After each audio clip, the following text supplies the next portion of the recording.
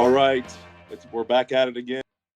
Episode of the More to It podcast. I am Jay Moore, your host with Hail Varsity Magazine, hailvarsity.com, and I am absolutely stoked to be joined by the most recent inductee into the College Football Hall of Fame and a 2001 Heisman Trophy winner, Mr. Eric Crouch. Take some time to chat with me today on the More to It podcast. EC, how are you doing, bud? I'm doing great. I appreciate you having me on. This is great to catch up. Yeah, thanks for taking your time on a Friday as we're recording. How's everything been? I'm in a golf shirt. I know you love golf. I'm wearing my golf shirt. Nice. Are you going golfing today? No, man, I'm not golfing today. I'm just trying to give you some love because I know you'll enjoy the game. Yeah. How's your golf game? You been able to get out and play during this craziness? Well, I tried to. I've had a little bit of a back issue, so I'm gonna get my back right and then try to jump back in July. Yeah. How is your body feel for being a mobile quarterback for so long when you're essentially you're running back? How's the body feel at your early 40 age? I thought that I was like Superman, when I was young, and that I would never feel these pains. I'm sure you can relate.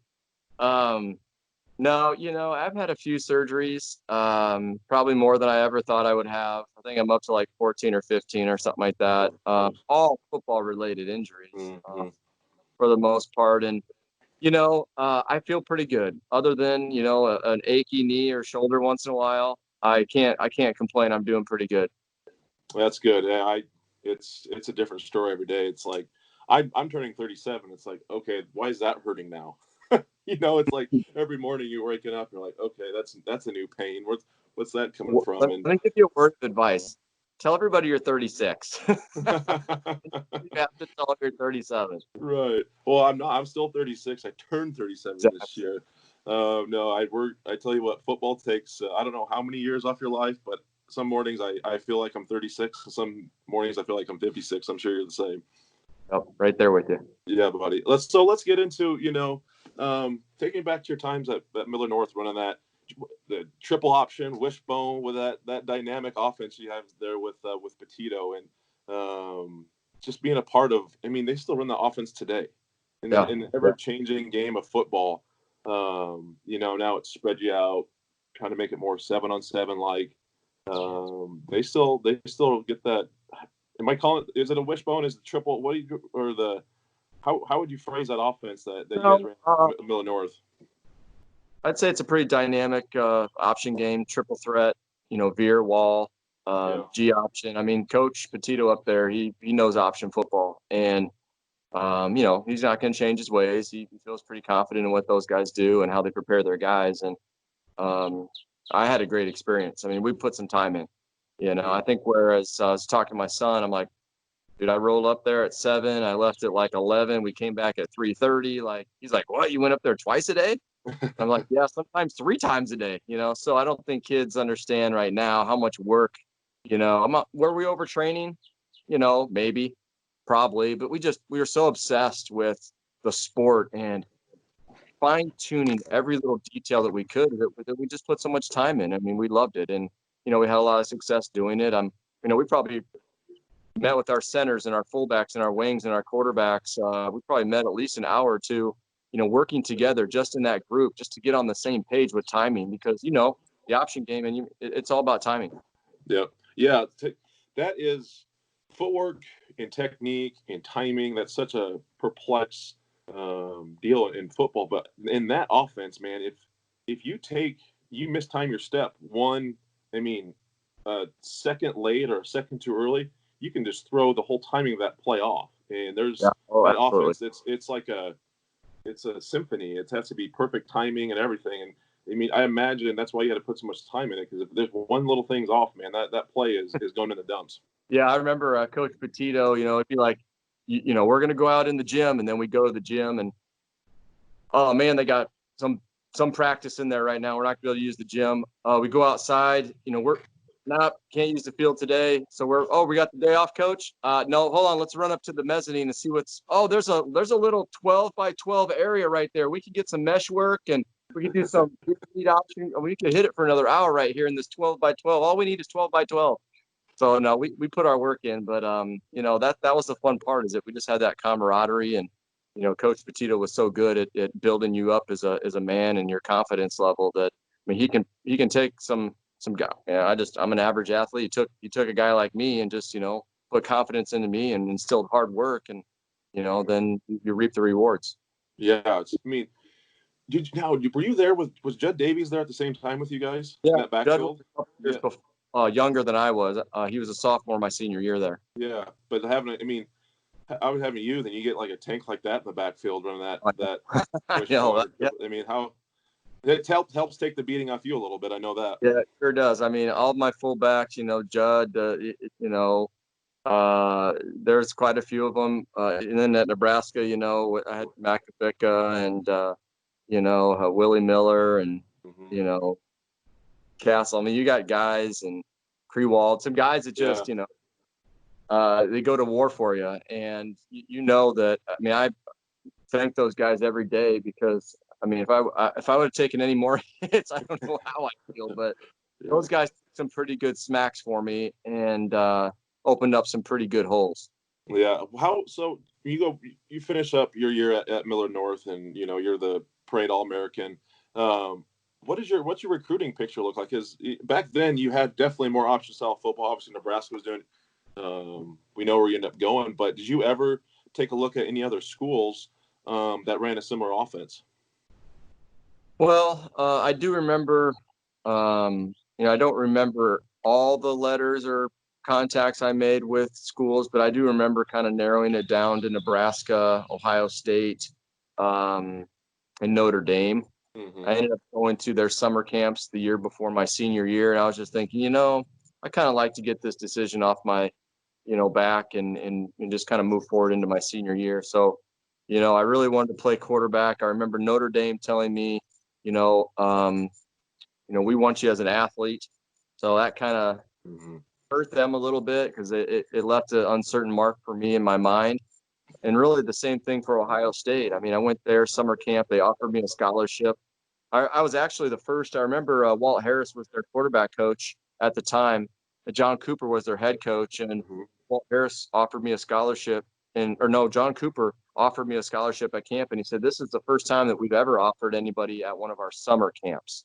Usually they wait till, the season starts and they're bringing in official recruiting visits before they make offers." So, I felt pretty flattered about that. But really what it came down to, Jay, is that Nebraska was really the only school, Turner Gill, Tom Osborne, Frank Solich, those guys that were recruiting me, that said, "We want you as a quarterback." So that's the reason, I wanted to play that position. That was kind of where I enjoyed the game of football the most, and kept my mind racing. Yeah, I love it. So you get there in '97, your red shirt. You were able to wear 7 right away because a certain head coach and starting QB at the time. What number were you first given by the equipment staff when you got to Nebraska? That's funny. I'm sure, it's funny you ask that question. It's a really good one. I don't really get asked that one very much. But I remember signing my first autograph at Nebraska was with number 11. So I had number 11, and I could not wait to get rid of that number. Like, I just wanted it off, like, right. Just give me the green jersey at practice and I can cover it up, like, I just did not want it. But, sometimes that's what happens when you get to programs. You start at the bottom, and that's where we all started, and kind of work yourself up. And Scott was a senior that year, so the following year became available. I was hot to grab it. Yeah, so knowing you're a redshirt and you're a redshirt QB, you got to run scout team quarterback against that defense in '97. That was probably quite the experience for that fall, going against, you got Jason Peters, Grant Wistrom, Jay Foreman. I can just go through the line of all for that defense you had to go against day in and day out. And I'm sure that a few bumps and bruises too, because I know they weren't scared to put a hurting on a scout team QB. You get pretty tough pretty quick, and I had a couple surgeries at the beginning of that summer. And so I remember coming back, it was sometime in October, and I just got thrown right in there, and here you go, scout team, you're back, you're rolling. And there's probably some stories I can't say, Yeah. I'm Well, just keeping to myself. I'm sure you understand, but like, yeah. you know, I really appreciated their energy for the game. You know, some people just never like to practice, but that group, Grant, Jason, Jay, those guys really got up for practice and worked so hard at practice. And I think sometimes people misunderstand how you can gain success, and it's through hard work. Mm-hmm. And it's not just gonna, some guys it may happen for them, but for the most part, hard work, coming to practice, showing up to work, and giving a great attitude all day. And those guys did that, and that trickled through the way that I started to practice at Nebraska, and it just became, who we were. Yeah. Yeah. I love that. There's gotta be people ahead of you that show you how it's done. And they knew how to get it done. That's for sure. I was very fortunate to have a guy like Chris Kelsey when I came in. Yeah. He was a senior and I was a redshirt, or was a Mm-hmm. freshman, and just seeing his attitude and work ethic. And Yeah. yeah, doesn't happen on Saturdays if it doesn't get done Monday through Friday. So you got to have those Yeah, people ahead of you. Yeah. So you get through your redshirt year, and then you get to '98, and then what's one of the better QB competitions. Probably, I'm a, around a freshman high school is going on, but you're competing day in and day out for that starting QB job with Bobby Newcomb, in that battle. And take me through that process of going in and day out, fighting for that QB spot with Bobby. But yeah, I mean, it was a battle, that's for sure. I mean, Bobby was a really great athlete. Um, I thought, um, that there was a little separation on the team, Mm-hmm. in terms of just, who kind of, there's always a lot of talk, locker room talk, and you just talk to the guys that on your team, and what's the feel, things like that. In '98, Bobby had the start, right, and so he won the job in '98. In his first game, or our first game, he tore his PCL in his knee, Mm-hmm. and I what a terrible thing to happen to anybody. And after that, Bobby just wasn't the same. His attitude went, his ability to perform. That year, he struggled. I felt for him, but in the same sense, it was in a competitive environment where you know we had to get the job done. We Mm-hmm. had to go out and win football games, and so I was real fortunate. I played 11 games my freshman year and started 8. Okay, so I got quite a bit of experience my freshman year, or redshirt freshman year at Nebraska, and it really helped. I mean, I really think that sophomore year, I'm not trying to push it to 99 here, because that was a really great year, but I think that was probably the best team overall that we had while I was at Nebraska. Yeah. I mean, it's crazy. How much money would you have lost if you said you were the last QB to start for winning a conference championship at Nebraska? Yeah, A you lot. spoke of that. Yeah, I mean I mean, a that's lot. you're the last QB that played that Yep. had a conference champion. I mean, I think everyone would have said you're crazy. We were getting Yeah, I know. multiple since then, but you're the last QB to start to have a conference championship in Nebraska. Yeah, it's I feel for the players. I feel for the players, and the coaches and the program. I'm the last person that wants to see that, because I grew up, you grew up, we saw the success of the Nebraska football program, and I mean there's no doubt in my mind that someday it will come around. Mm-hmm. But right now you feel, because you just know how it was when you walked out on the field before game. You felt like you pretty much had won the game. I Mm-hmm. mean, that's how we felt. We felt like we had worked harder, we prepared better, and that mentally we beat the opponent that way. Yeah. And hopefully we can get that back soon. Yeah. So you guys, I mean, you got the '99 season. You win the conference championship. You beat Texas, the Big 12 championship. You go on and absolutely destroy Tennessee in the Fiesta Bowl. Then you go into 2000. You guys are ranked #1 Yeah. preseason, but I mean, that might be one of the best teams at Nebraska. That just we get nipped up by Oklahoma. They end up winning a national championship that year, but what could have been that year too, going into I know. Yeah. that you guys were so talented. You just it's had a couple hurdles you couldn't go over. A turning point, for going up to Norman that year, and we jumped up on them 14-0. It's like, wow. And then all of a sudden it was just like the tide turned on us, and things just started happening, and then it was like a massive dogfight. I think I threw a pick six or something happened, and yeah, I can say it on air. I'll say I threw a pick. That's all right. Hey, good players own it. Yeah, and it happens, but it was a fight, man. And they had a good football team, and and then they went on to have and they went on to, Coach Stoops really rolled for them. But yeah, that year, and then they came to, my senior year, they came in town, and that helped out. It was a big win for our program at the time in that year. So yeah. Just don't bring up the Miami game. Just don't bring up the Miami game. Whatever you want to say. No, I'm kidding.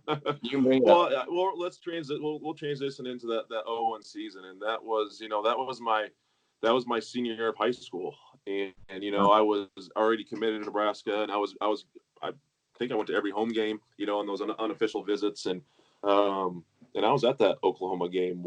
And I was on crutches. I had torn my ACL my senior year of high school, but I was there on crutches. That.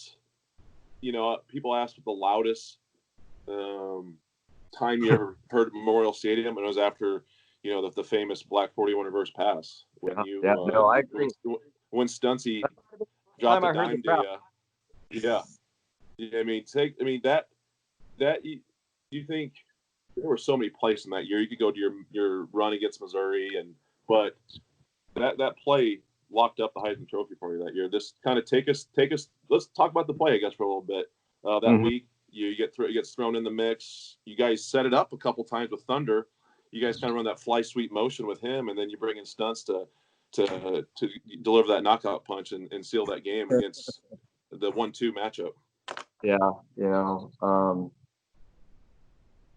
I'll start by saying that we had a nice little offensive meeting that took a different path than normal on a Monday. So I remember being in that meeting, and Coach Solich decided to play a video of the history of Nebraska and Oklahoma. And in that history were announced to me at the time so many trick plays, successful trick plays. And I didn't know it. So I was appreciative that he showed this, right? I just thought, he's trying to get us jacked up for the week. And then after that video ran, the screen goes up. He goes, guys, here's the play. And he went through it. And we kind of, when they put in a trick play, you start like elbowing your receivers. You're like, yeah, man, like, here we go. We're going to get them. And, and then at practice, man, I'll tell you what, it took a different turn. It was like a fumble, an interception, a drop ball, a sack. I mean, the play didn't work. Not one time during the week did it work. Not one time. And so I remember Friday, Coach Gill comes in.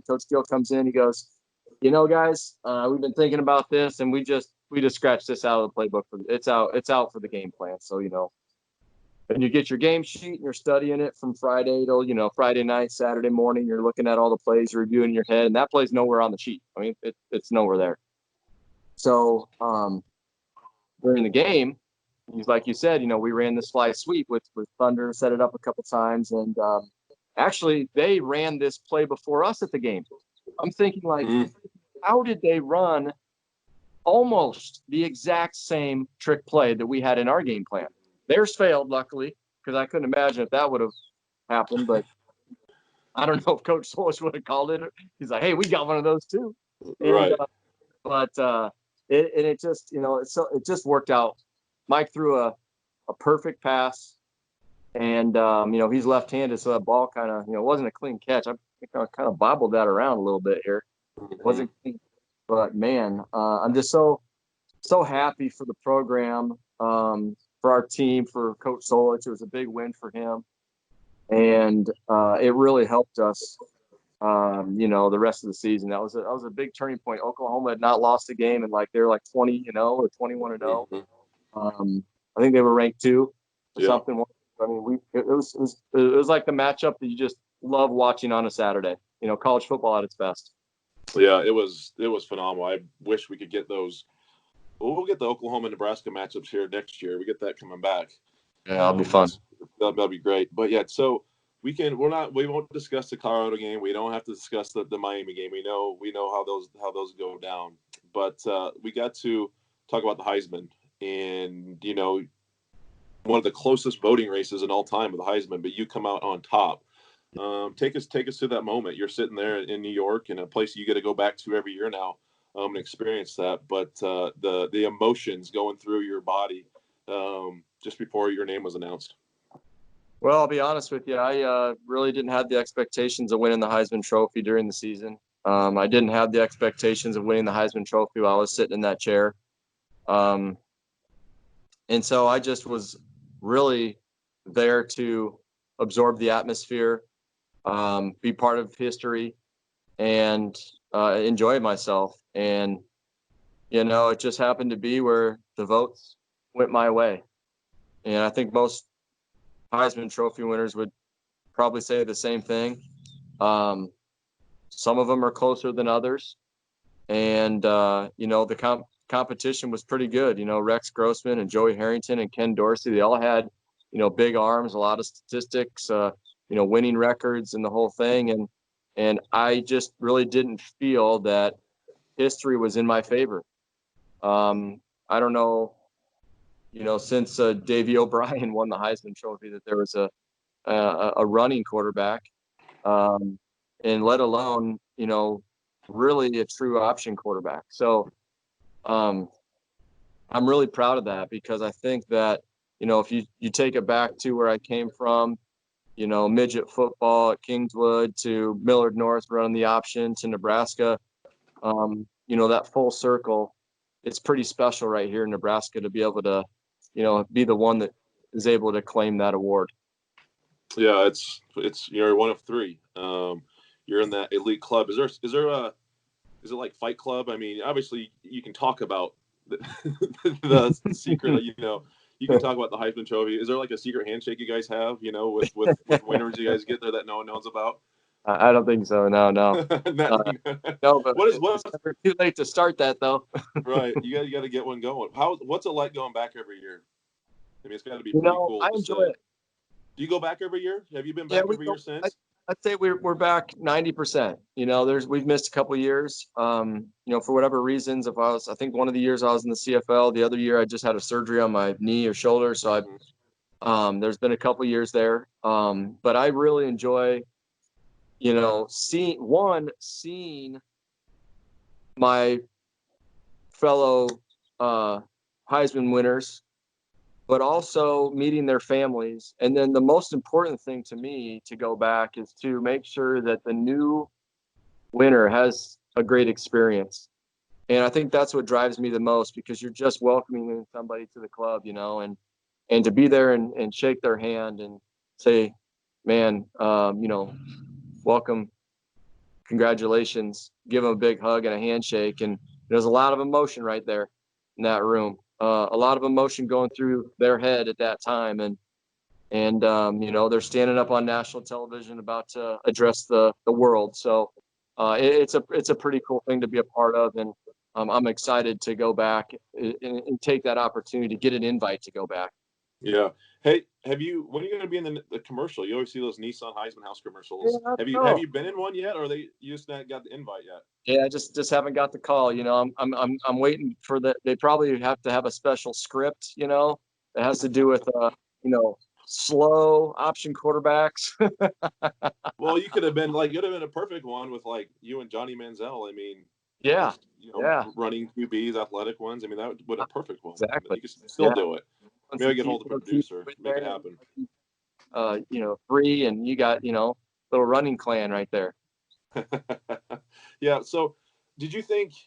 I don't know. I can't always remember when the Heisman ballots are cast and voted. But did you think you were going to have that as great a shot after that Colorado game? I was just more upset, Jay, that we lost the game. Yeah. To be honest, people might have said something to me, a few, I don't know if there was ever an article written. Like, I just didn't care. Like, at that, I mean, that was a very tough game. To be honest with you, I think, now there's a lot of things that happened. We were really close to coming within 7 points and coming back in that game. And that's one game that I wish would have kind of taken another turn for our favor, because the defense took a pretty good smack that day. Colorado rushed for, like, I don't know, I thought it was like 500 yards or something. I don't think it's that far off. It was a lot. Something crazy. The last time that Nebraska had over 500 yards of someone on them was a long time ago. Let's put it that way. Or maybe that was a day of history. But I will say that, it did something to the psyche of our football. Mm-hmm. It hurt the psyche of our football team more than anything. And that's kind of what I believe. As a leader, I didn't do a good enough job, a vocal job of getting in front of our team multiple times and saying, we can compete with Miami. They're a good football team. We can compete and we can beat them, but we have to believe that we can do it. And I just felt like the hammer dropped with the Colorado game, and we had too many turnovers. But anyway, frankly, I don't know if this program's recovered since that Colorado game. Yeah. It just kind of started the snowball effect with, 2002 we go 7-7, lose the Independence Bowl, then reshuffling of the staff, and Coach Solich is fired. Then, now we're on this cycle that we're on with, you go Pelini, you go Callahan, you go Pelini, and then now you got Scott here, or Riley, and then so I don't think that program has recovered since that day after Thanksgiving back in 2001. Yeah, no, I mean, I don't disagree with you. I mean, there's a lot that's happened. Coaching staff has changed. That's big. I mean, it's all new. It's almost like you're rebuilding a program now, and it's just like I said before earlier. It hurts. You don't want to see a program you love and care about so much, and you've watched grow up as a kid, go through these pains. Right. I mean, I want a winning record in a bowl game. I want a championship, a conference championship. I mean, I want domination. I want to go out and just beat up on teams so bad. I just I don't know. It just irks me so bad. He just yeah. No, it's hard. Butt. It's tough. I don't. And football's so dynamic. There's so many things that go on. It's not just a head coach. It's not just a position coach. It's not just your strength and conditioning. I mean, it's everything. You name it. Your academics, your trainers, your, the culture, the leadership. It's got to be a player-led team. Coaches are there, but you got to have the Wistroms and the Peters. Those are guys that's like the staples of guys that I look to as senior leadership. Yeah. It's not just one entity, man. It's every single entity. But one of the most important entities of a football team, and it's usually kind of how your team goes, is that QB position. Just talk a little about dealing with pressures of being the starting quarterback at Nebraska, and in what a guy like Adrian Martinez, going into his third year with pretty high expectations after his first year, is just dealing with and trying to get this program back to where it needs to be. Look, all he can do is work and focus on his team, focus on how he can make his team better. I think he's talented. He's athletically gifted. He's strong. He's good-sized quarterback. He's smart. I mean, he's got everything you want in a quarterback, and that's great. There's been a lot of those guys, but you have to find a way to win. And that's where your head coach, that's your QB coach, that's your offensive coordinator, that's where your relationships with your teammates, that's your offensive line comes into play, your defense, your special, I mean, the whole thing. That's why I love football so much, because it had nothing to do with just me as a quarterback. And I think if Adrian accepts that this is the best sport, the best team sport I need you, and I need my fullback, and I need my defense, and I need my coaches. And I'm sure he has accepted that, and I hope that he has. I need to reach out to him, because it's so important to be able to, as a leader, get everybody on the same page. And even at that, there's still some things that can take you sideways. If things get held up in the locker room, you're not the same, culture that you want to be, or that we have been in the past. So I think he's got all the right tools to. I mean, we've seen it, but you got to put the whole ball together. Whole ball wax has got to be perfect. Yeah, I'm really excited to see him go this year because you're probably have one of the better I mean, I think the offensive line can be the strength of this team this year. Yeah. We all know football. You win up front. You can have the best wide receivers. You can have the best DBs, but if you have a good O line and defensive line, you're gonna struggle. I think that was a little bit of his sophomore slump. I hate calling it that, but I mean, new center. Still dealing with some injuries and stuff. But I tell you what, that offensive line group is going to be strong, and knowing that has to be just such a comfort knowing stepping back to QB that you're going to have maybe a half a second more time, or a second, or just a cleaner pocket, better snaps, the peace of mind that brings a QB when you're already thinking about a lot. You got to read coverages, you got footwork, you got timing. When you're worrying about where the snap's going and if you're going to have time to throw the football, I imagine your head can get spinning really fast. Yeah, no, there's no doubt about it. I mean, I know that I wanted things to, you rep things because you want it to be perfect. You want to have your cadence and your guys firing off. The snap's got to be perfect. Your timing with your motions and your shifts and your route running and your drops. Can you imagine, you've been working on these drops all year, and then the next thing you know, you're reaching out to grab a snap. And now it's like that's not going to work. It's just you from the very beginning of the play. It was a difficult year. So I hope that has changed. There's not blaming one guy. I think there's enough blame to go around for everybody who takes a part of that. And so I think that, one of the biggest things I could mention about Adrian in his third year is that sometimes I felt like maybe he was doing too much or trying to do it himself, or that, dude, just be you. Just be you. And, don't worry about what the fans or what the media, don't worry about any of that stuff. I mean, I know it's a different day too. I mean, the Twitter stuff, I mean, it can get hairy. And I hope he doesn't pay attention to any of that, because you really got to stay focused.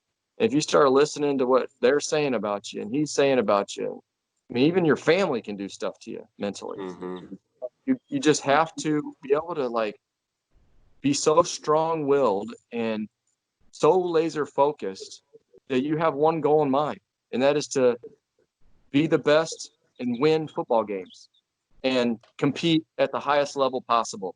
And once you go out and you do all those things that you know how to do with your team, and you're spending the time doing it, you start to get a little confidence because you start seeing success, and then that confidence start building up, and now you got a little swag in you. Now you start thinking, okay, I feel pretty good about preparing for these games, and I'm pretty confident about going out and executing our plays and our offensive scheme and our game plan, and then you start getting in that rhythm. And I never really saw a rhythm last year, so I'm hoping that this year we can start seeing a little bit of a rhythm take place. Yeah, I totally agree. I want to get in a little bit about your time spent NFL, Europe, Canada, and our little time spent playing for the Nighthawks in Omaha. Yeah, we got to get into that. But you get drafted third round to St. Louis Rams, but as a wide receiver, and just everyone knows the story. I've been a part of the league, and just the NFL is such a different animal, and it's hard. And I was on the bad side of it, bouncing or getting hurt, being on different teams. You're on my side. Season, yeah. On the same side. Yeah.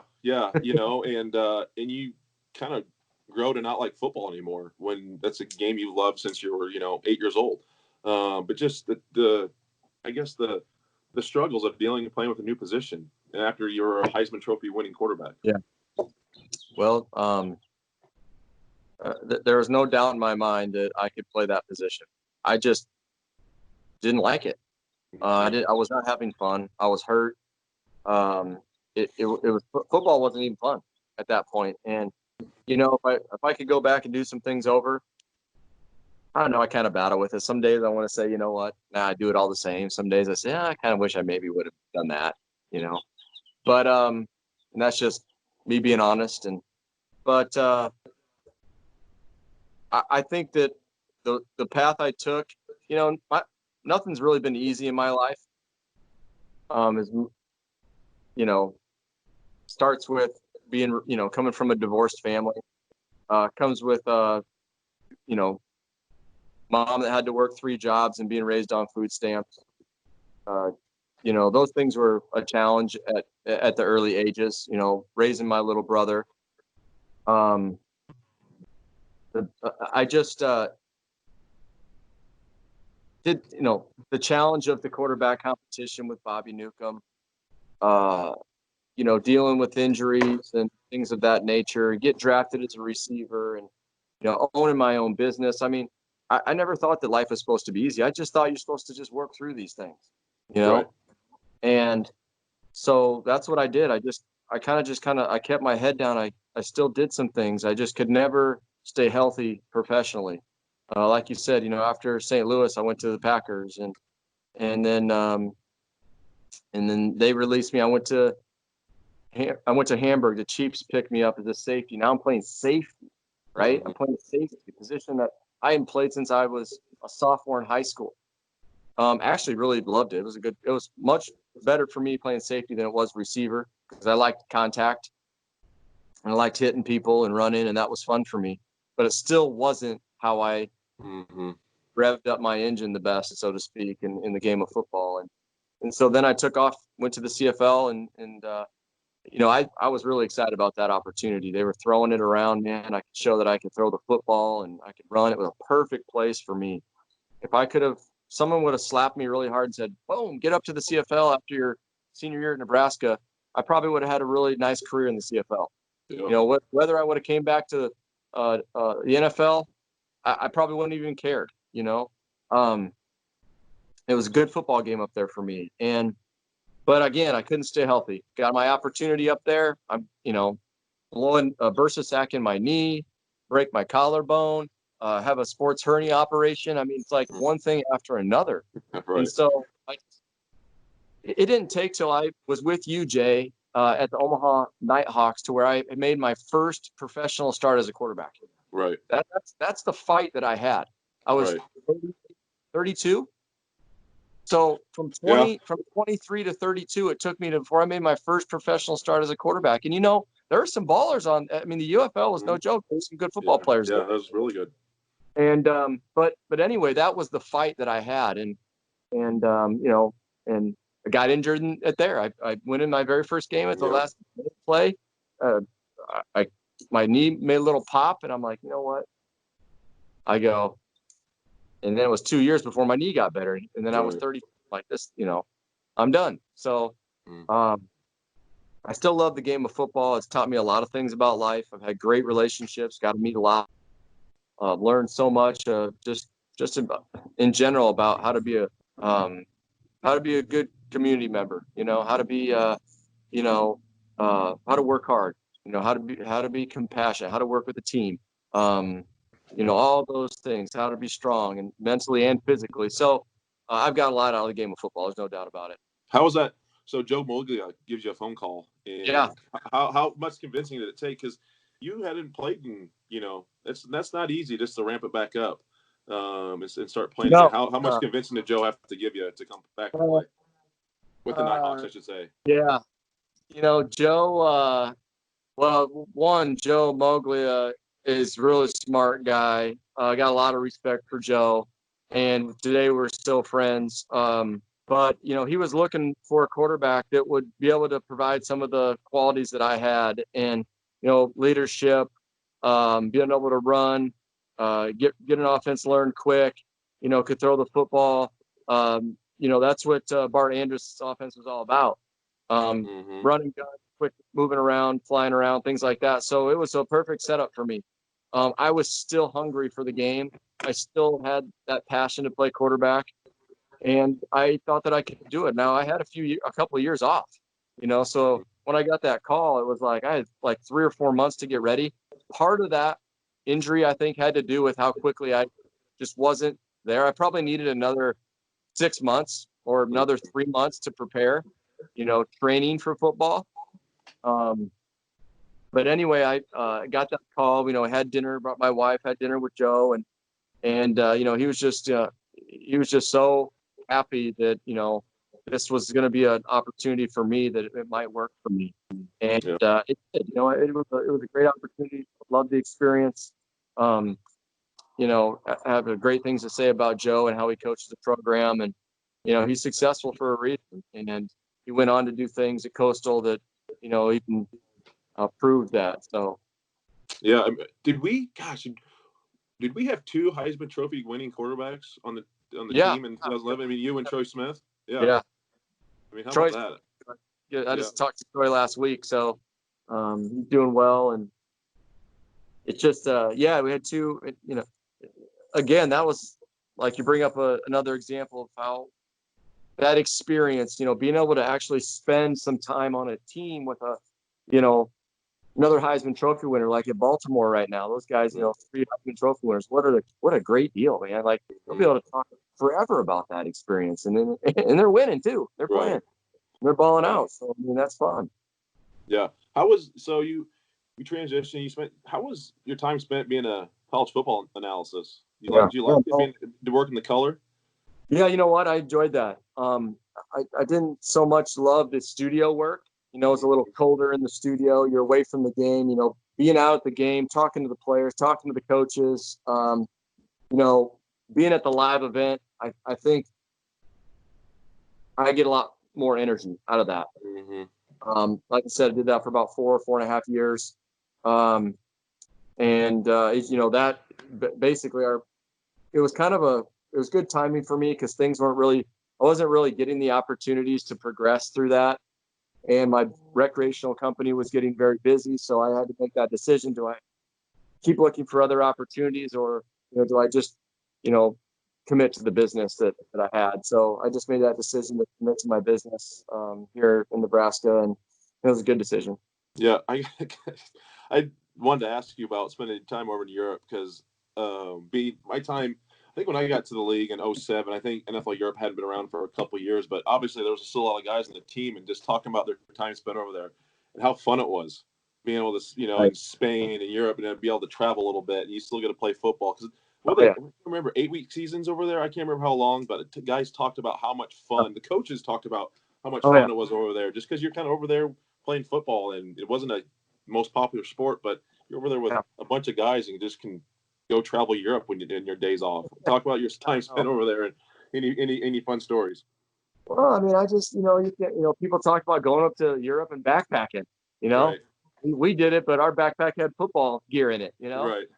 It was fun. We would go to Frankfurt, Scotland, Amsterdam, Berlin. I mean, then you get to go, after we played the games, go out on the town, go have dinner, go have some drinks, keep it light and fun. And, there were sometimes might have got close to getting out of control, but yes, maybe in Amsterdam.